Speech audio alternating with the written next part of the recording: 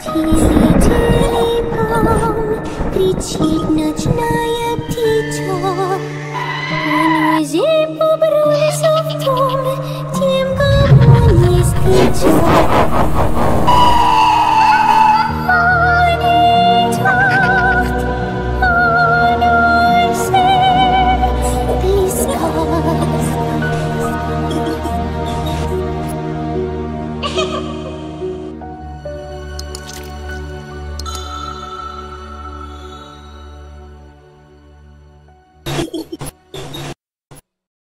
Meron po tayong munting sorpresa sa dulo ng video na ito.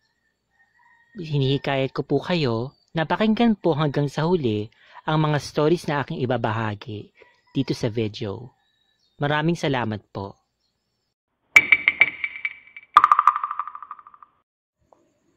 Hello mga ka-Spooky Dolls! Kumusta na po kayo lahat? Ito po muli si Maricar mula sa Lahing Aswang. Pasensya na po dahil ilang buwan din akong nawala dito sa ating channel. Medyo napagsabihan kasi ako ni Tito Santiago tungkol sa mga na-share ko sa inyo. Maglelo daw muna ako. Now after a few months sa pangungulit ko kay Tito Santiago, sa wakas ay pinayagin niya na ulit ako. Kaya lang, medyo kailangan kong mag-ingat sa mga stories na aking ibabahagi. Huwag daw masyadong madetalye. Miss na miss ko na kayo, lalong-lalo na si Clark. Ang kwento na ibabahagi ko sa inyo ay tungkol sa naging experience ko at ng aking mga kapatid sa isang lugar na bulubundukin sa Sierra Madre, kung saan nagbakasyon kami nila Mark, Marlon at Marco. Nangyari ito matapos kami makalabas ni Mark mula sa Liguarto at nagkahiwalay na kami ni Nicolas. Halos wala na kaming magawa ng panahon na yun sa bahay, kaya nagdesisyon kaming apat na magbakasyon dahil mahilig din naman kaming apat na mag-hiking sa mga bundok at gubat. Nung nasa bus na kami, medyo hindi kami mapakali at komportable dahil may 3 pasaherong buntis na nasa harapan namin. Nasa pinakalikuran kasi kami na magkakapatid na kaupo. Amoy na amoy namin yung sariwang mga sanggol na sobrang sarap sa loob ng tiyan ng mga nanay nila.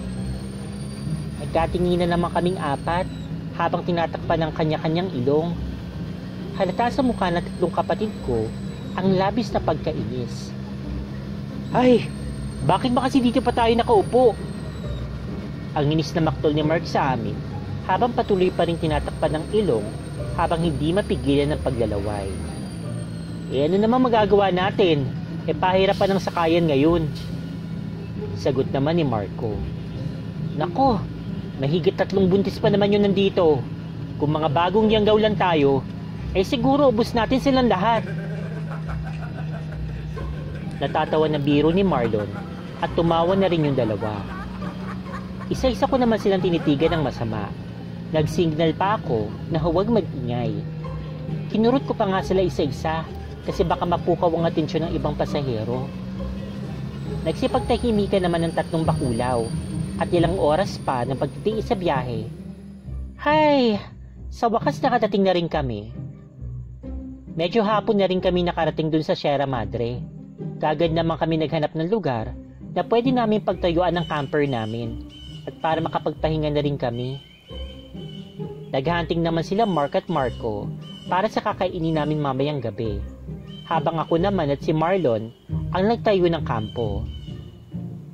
Nag-orasyon naman ako para walang ibang nilalang na makalapit sa amin.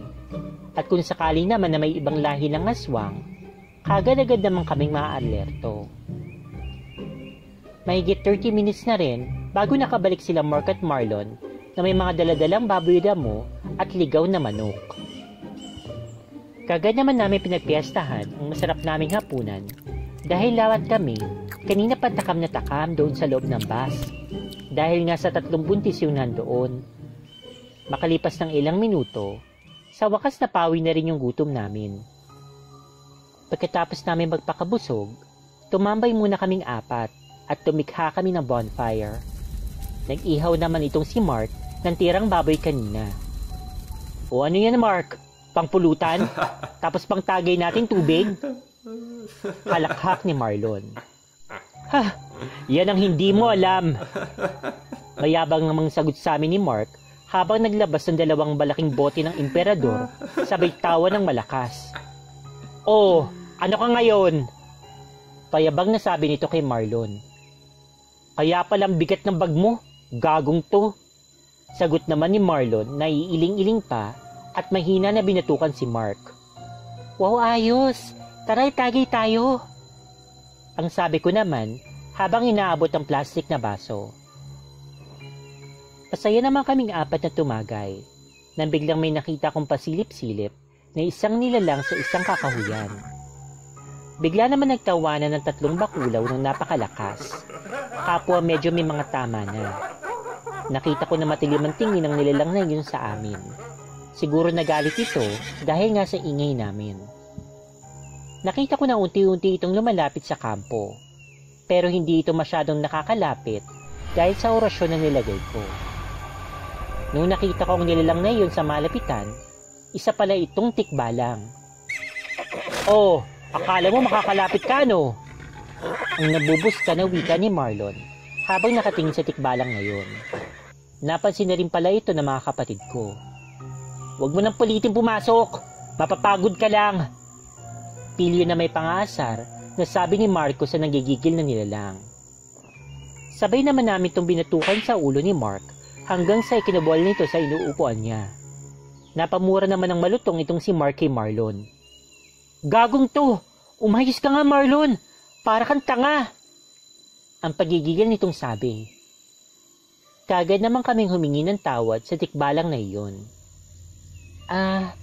Patawad po kung masyado kami may ingay. Pangako hindi na yun mauulit." Sambit ko sa tikbalang na umuusok ng ilong sa galit. Umalis naman ito pagkatapos naming humingi ng tawad. Si Marlon naman ay patuloy pa rin sa paghihimas ng ulo nito na halatang nasaktan. Loko kasi siya. Pagkatapos ng mahaba-habang inuman at masayang kwentuhan, pumasok na kami sa loob ng kanya-kanyang tent. Malalim na rin kasi yung gabi. Wala pang ilang oras ang tulog ko, na bigla na lang akong naalimpungatan dahil sa isang kakaibang tunog at puwersa.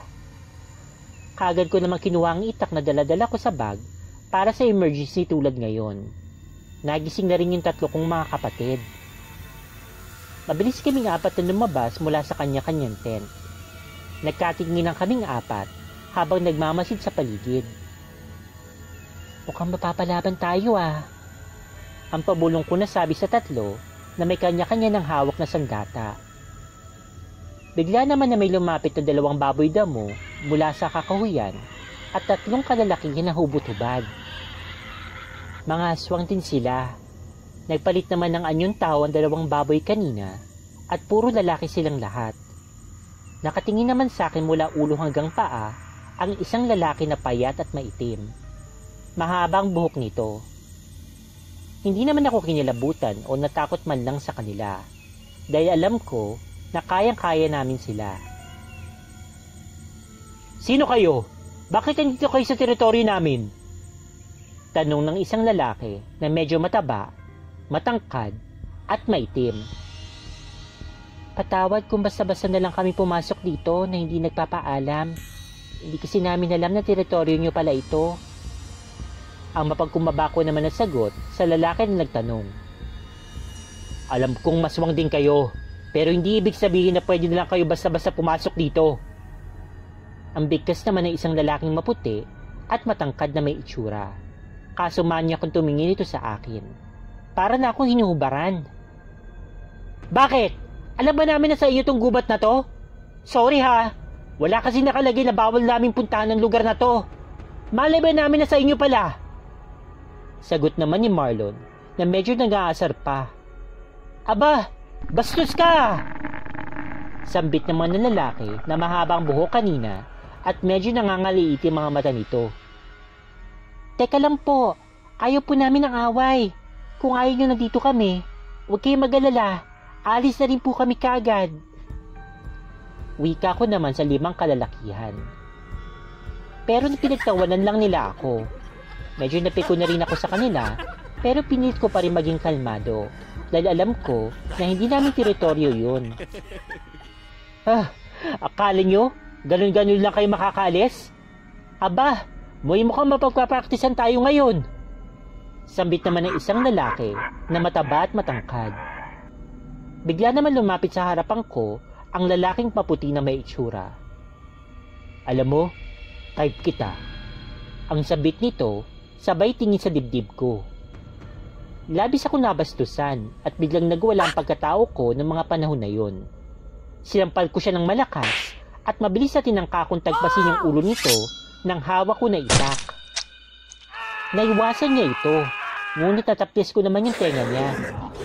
Sumigaw siya at galit na nakatingin sa akin habang sapu-sapu niya nagdurugo nitong tenga. Ayos na sana, may tsura ka, pero sana marunong ka rin gumalang sa mga babae. Galit na sambit ko, sabay hampas ulit ng itak ko. Ngunit nailagan niya yon at parang kidlat na lumapit ang mga kasamahan nito, ngunit maliksi din mga kapatid ko na kinaharap sila. Kinalaban ni Mark yung matabang lalaki. Paulit-ulit itong inatake at hinampas ng itak, pero paulit-ulit din na ilagan ng lalaki. Si Marlon naman ay kinaharap ang lalaki na mahaba yung buhok. Nagpalit ng anyo ang lalaki na yun sa kaniyang anyong aso.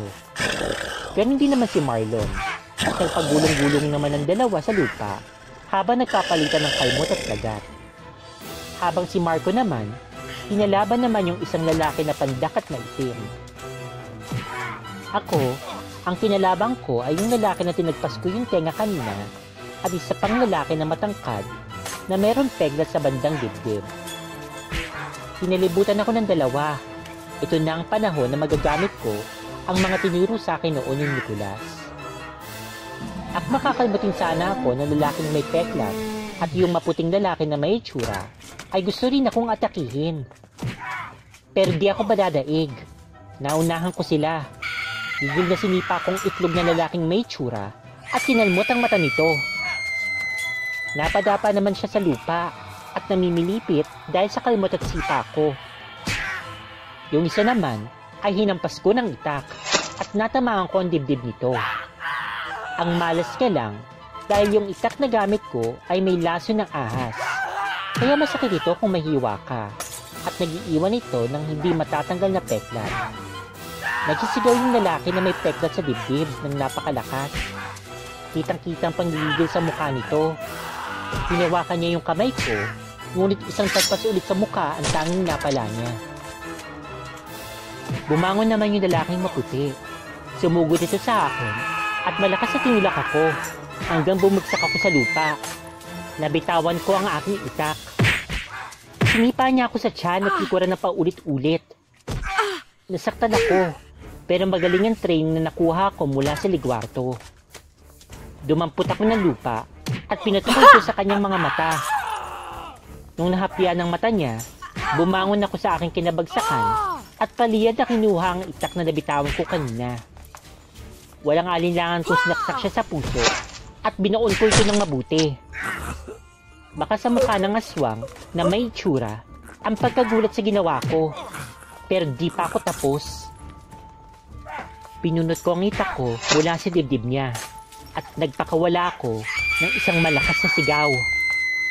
Tumalsik sa mukha ko ang dugo ng buong pwersa kong tinagpas ang ulo ng aswang na manyak. Bumagsak naman sa lupa ang ulo ng lalaki at bumuhos ang dugo mula sa pugot na katawan nito. Nagpalit ng anyong baboy yung lalaki na may peklat sa dibdib at balak niya sanang tumakas sa may kakahuyan. Pero mabilis siyang hinarangan ni Marlo na nag-anyong aso. Walang alinlangan na kinagat niya ito sa liig. Pilit naman itong gustong kumawala sa kagat ng aso, pero naliig pa rin ang lakas ni Marlon. Hanggang sa tuluyan nang nabali ang liig ng baboy. Bigla na lang may kumalmot sa likuran ko, dahilan upang mapasigaw ako ng malakas. Tumingin ako sa likod ko kung sino bang kumalmot sa akin. Yung lalaki pala na mahabang buhok. Walang ano-ano, dinampot niya ang itak ko na nasa lupa at walang tigil itong umatake sa akin. Pero nailagan ko ang lahat ng atake niya.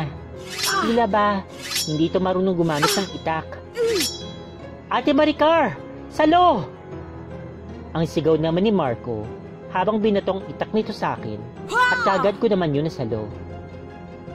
Tignan natin kung kaya mo ko. Sambit ko sa lalaki at tumingin naman ito sa akin ng sobrang talim. Kagad niya ako binigyan ng hampas ng itak, pero nadepensahan ko yun. Walang tigil itong humampas ng humampas sa akin, pero naiilagan ko ang lahat ng atake niya. Tinatawanan ko lamang siya na lalo nagpagalit sa kanya. Akma sana niya ako sasaksakin, pero nagulat ito nang mabilis pa sa alas 4 na tinagpas ko ang kamay niya na may hawak na itak. Tumalsik ang sariwang dugo sa mukha ng lalaki mula sa putol nitong kamay. Kagad ko naman tinutukan ng itak yung leeg ng lalaki. Pero mabilis na lumapit si Mark at parang karnilang niya itong pinugutan ng ulo. Hawak-hawak niya pa yung pugutang ulo ng lalaki at binato niya ito na parang basketball sa natitirang kasamahan ng lalaki at nagpagulong-gulong pa yung ulo. Dalawa na lang yung natitira sa kanila. Kagad naman nagpalit ng anyong baboy ang dalawa upang sana'y makatakas. Ngunit nagpalit naman ng sa aso ang tatlo para habulin ang dalawa at nahuli nila ito. Kagad nilang kinaladkad yung dalawa. Nagmamatigas pa nga ang mga ito. Gusto nilang makauwi sa kanilang baryo para makapagsumbong sa mga iba pa nilang kasamahan. Kaya nagdalawang isip din kami na pakawalan yung dalawa. Dahil pilit pa rin silang nanlalaban at nagmamatigas, wala na kaming choice kundi patayin na lang sila kahit labag naman sa kalooban namin. Pagkatapos ng pangyayari, kagad naman kami nagligpit ng mga gamit at tent namin. Medyo nag-aalala na rin kasi ako na baka balikan kami ng mga pamilya lang napatay namin sa labanan. Sigurado ako na hahanapin sila ng mga kamag-anak nila. Ate ipahid mo sa likuran mo. Ang dami mong kalmot sa likod. Wika ni Marlon habang nag-aabot ng isang maliit na boteng langis. Huwag! Ang pasigaw ko sabi sa kanya. Huwag kayo maglagay ng langis. Baka mamoy nila tayo. Sambit ko. Kinabahan na ako. Nararamdaman ko na kasi yung paparating na puwersa at nangingit-ngit ito sa galit. Takbo na! Ang sigaw ko sa tatlo kong kapatid. Alam ko na mahigit 12 silang lahat na magkakasama. Alam ko na hindi namin kakayanin ang bilang nila. Kaya naganyong aso naman kaming 4 habang patuloy lang na tumatakbo na hindi namin alam kung saan kami patungo. Sobrang nagsisisi talaga kami ng mga panahon na yon. Dapat hindi na kami pumunta dito. Sana hindi nangyayari sa amin to ngayon. Nag-aalala na rin ako para sa aking mga kapatid at para sa kaligtasan namin. Habang patuloy lang kaming tumatakbo, nararamdaman namin na malapit na sila.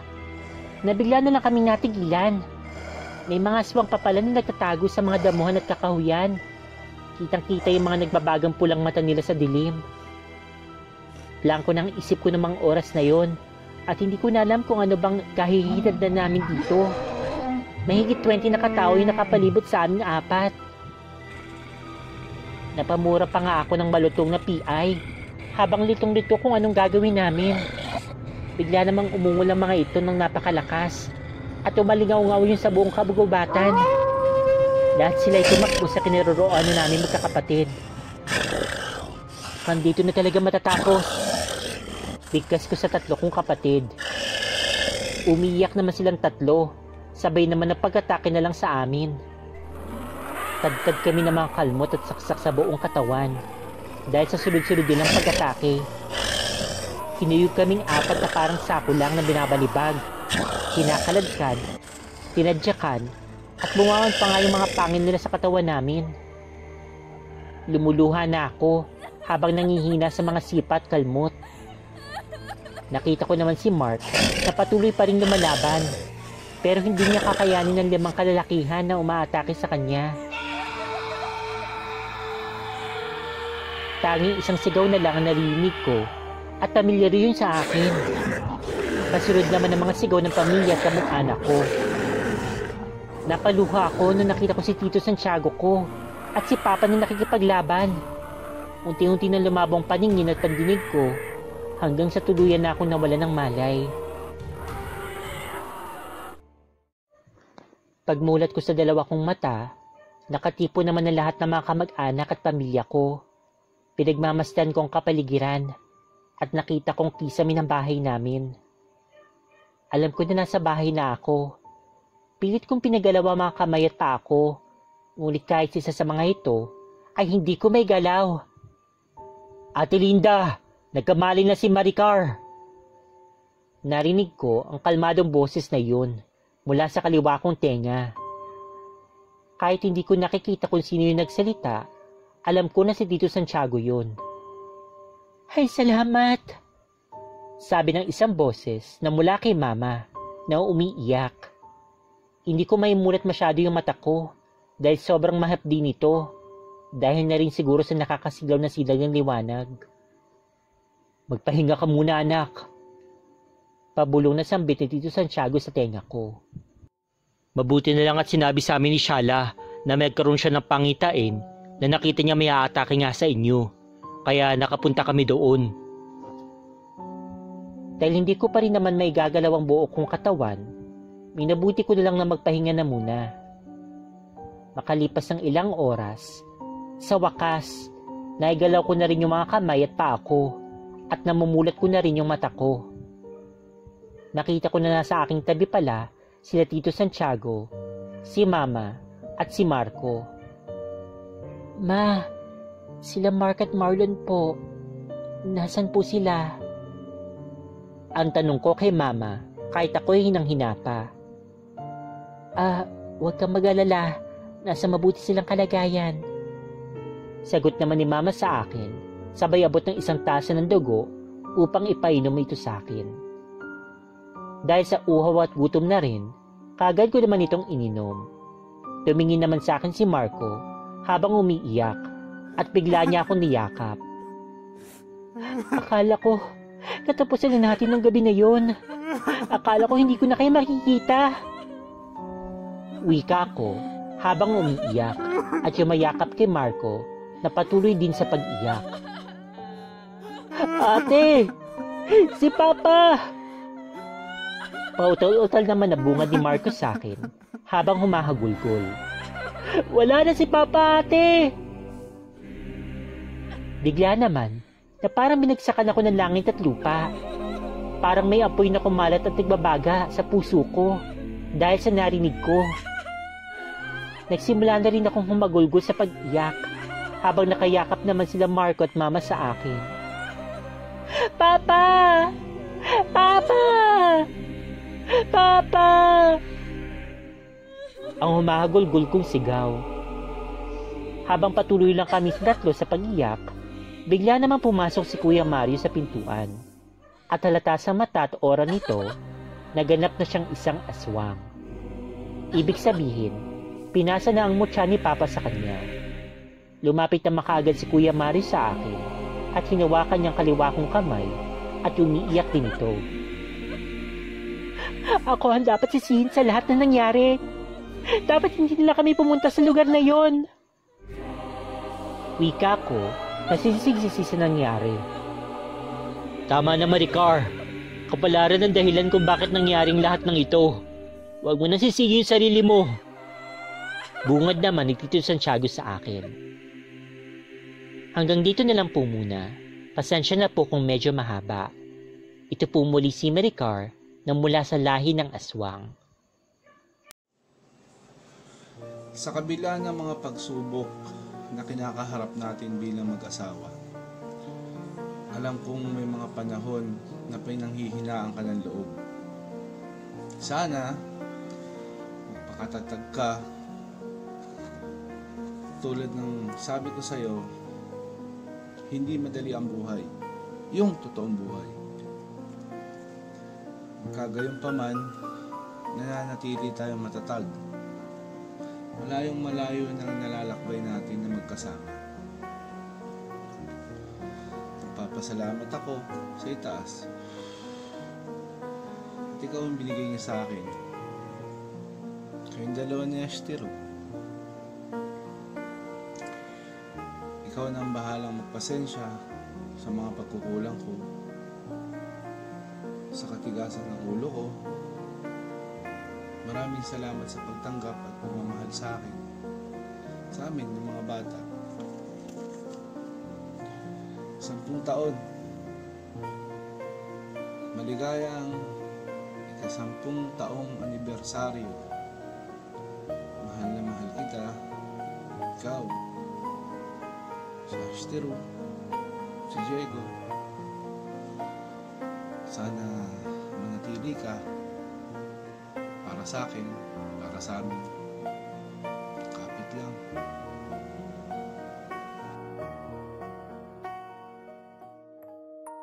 Hello Spooky Dolls, good evening. Before anything else, gusto ko sanang batiin lahat ng mga OFW at mga Filipino immigrants, pati na rin po yung mga Pinoy na tulad natin nandito lang po sa Pilipinas, at yung mga taga-ibang dimensyon at taga-ibang mundo na tumatangkilik at sumusuporta po sa Dolls and Spooks. I hope that you're all doing well. At syempre, gusto ko pong batiin po ng happy 10th anniversary yung pong mag-asawa na si Lolo Batman at saka po si Lola Darna. So, hindi niyo po natatanong, ito pong si Lolo Batman at saka si Lola Darna ay mga avid listeners po talaga ng Dolls and Spooks. So, nung pong may GC pa po tayo dito sa Dolls and Spooks, si Lolo Batman po ay isa po sa mga admin po natin doon. Talagang supporter po natin talaga siya. So, nung pong nagsabi nga po siya sa akin na kung pwede ko po siyang tulungan na may pahiyag sa kanyang asawa na si Lola Darna, yung kanyang pagmamahal na yun nga, batiin nga po ng happy anniversary. Agad naman po akong pumayag kasi nga po kaligayahan ko po na yun nga matulungan po siya na magawa po itong bagay na ito. So, ayan. So, paki-comment na lang po down below yung happy birthday. Happy anniversary po sa kanila. Sana po ay tulungan niyo po ako na batiin din po sila. Okay? So, ayun po. Let's go ahead and discuss the story. So, ito pong kwentong itong aking binahagi, ay yung pong kwento nga po na shinare nga rin po sa atin ni Maricar, okay, na mula sa lahing aswang.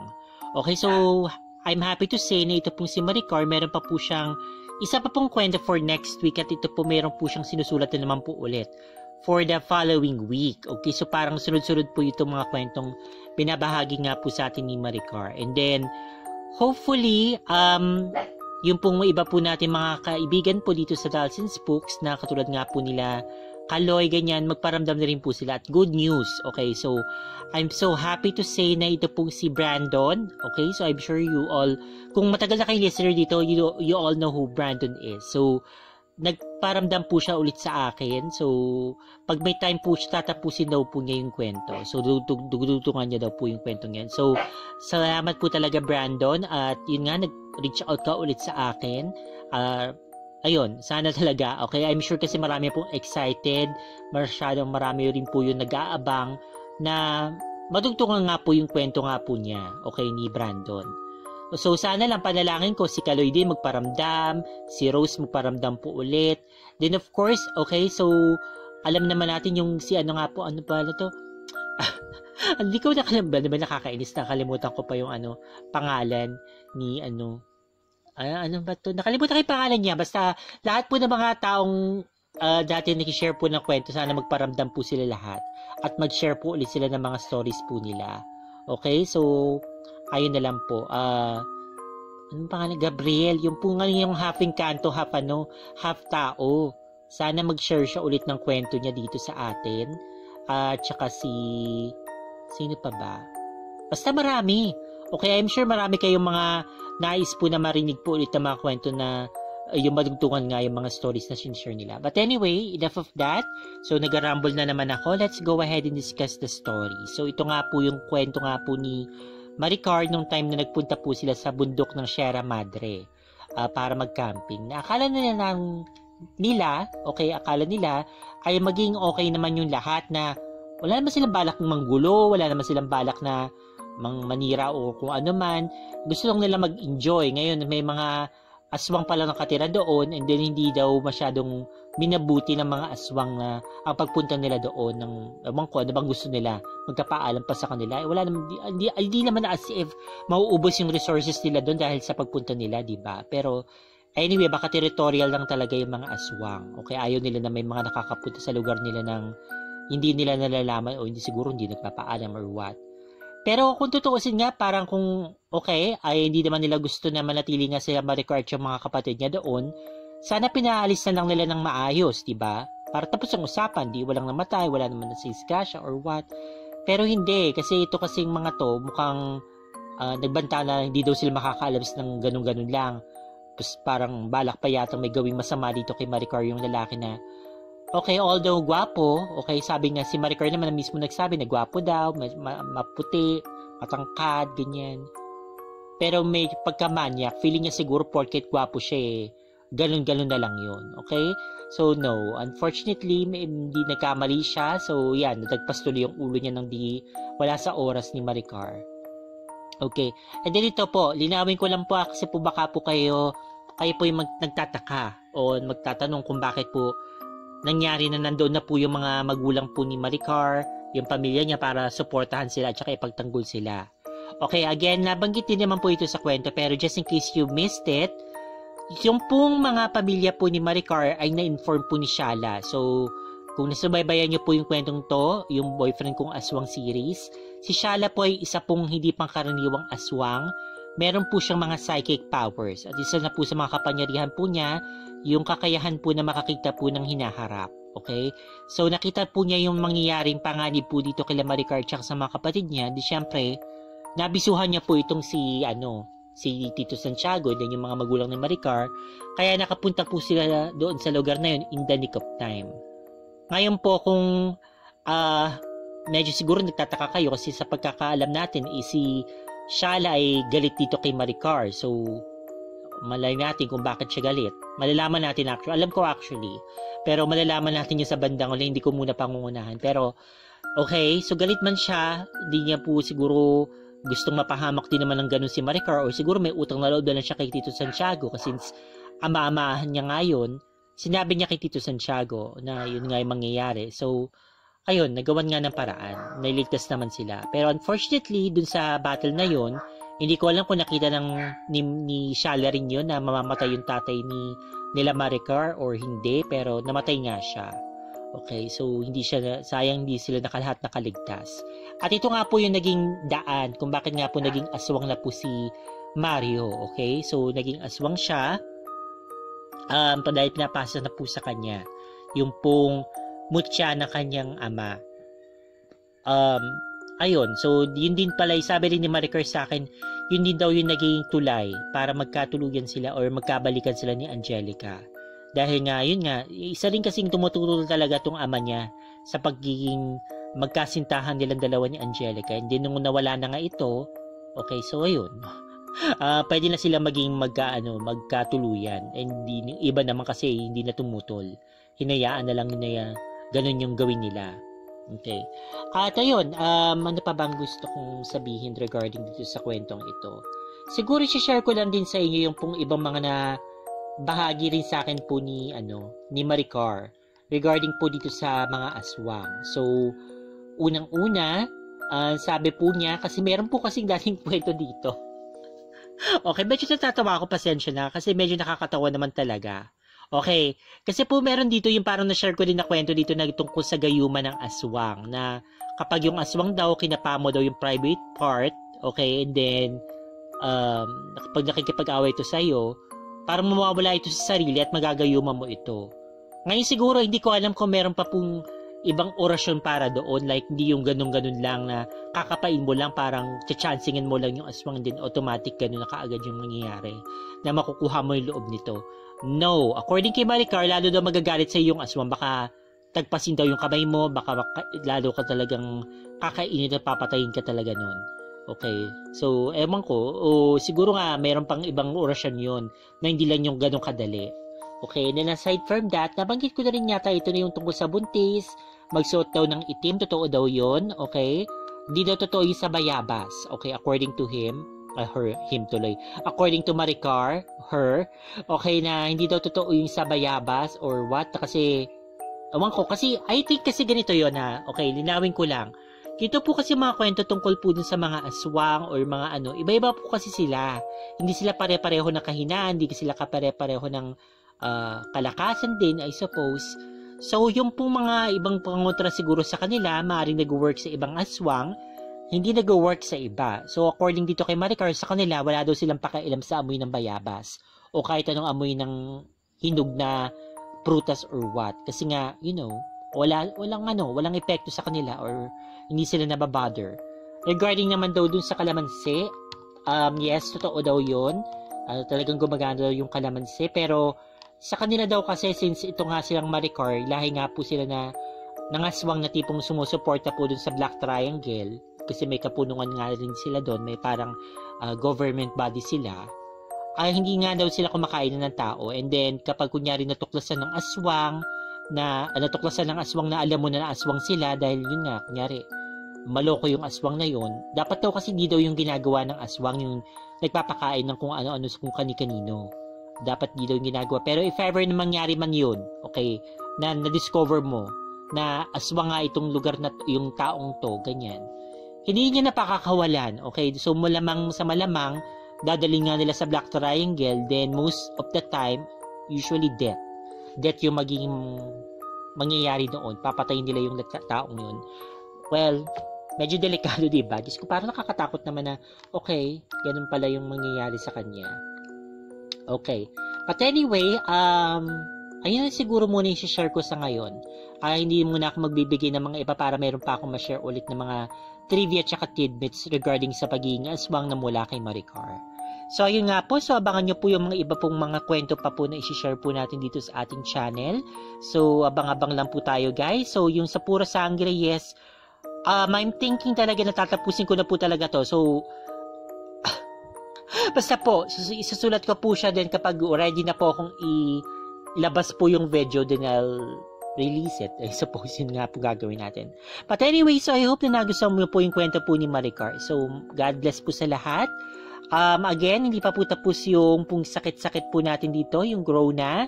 Huwag po munang lumabas talaga kung hindi naman super kinakailangan. Hindi po porque mas maluwag na ngayon, layas galore.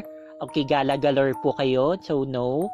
Manatili po muna sa mga bahay. And then, kung hindi pa po kayo subscribe dito sa Dalson's Books, ano pang hinihintay, mag-subscribe na po.